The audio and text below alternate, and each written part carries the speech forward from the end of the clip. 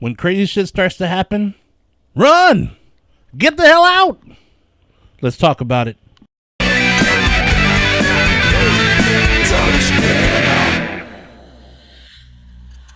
The Dark and the Wicked, directed by Brian Bertino. And the story goes like this.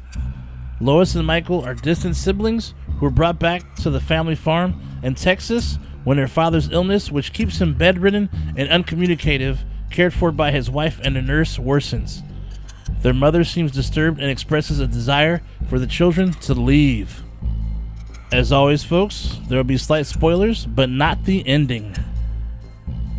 So Lois and Michael are siblings who go back home to assist their mom and look over the farm since their father has been bedridden and unresponsive. Mom doesn't want them there. She wants them to leave, actually, but for a reason. So one night, Mom is cutting some carrots and starts tripping out, then starts to cut her fingers off.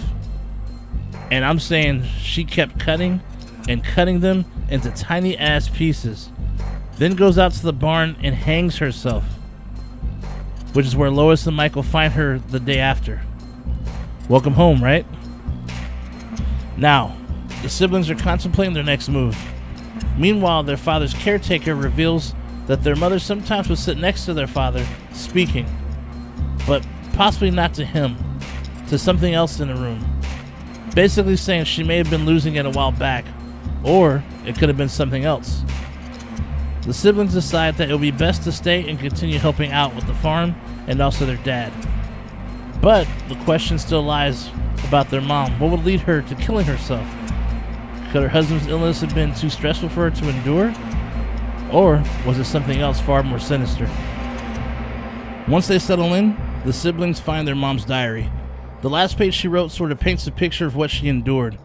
That her husband or something inside him was haunting her, making her do things she didn't want to. The more pages they read, the crazier Mom sounded. Is there more going on with their father? Is there some strange entity that may have taken over his body? And will the siblings suffer the same fate as their mom? This one's a creepy little story.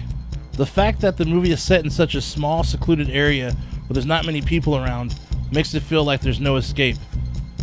Once the mom chopped her fingers off and hung herself, that should have raised some flags that something's wrong in this town or something around it. Get your dad and drive the truck out of here. Don't worry about what anyone else thinks. But no, they had to stay, and weird shit began to happen to them too. It's always the curious ones, right? But man, their experiences are pretty crazy.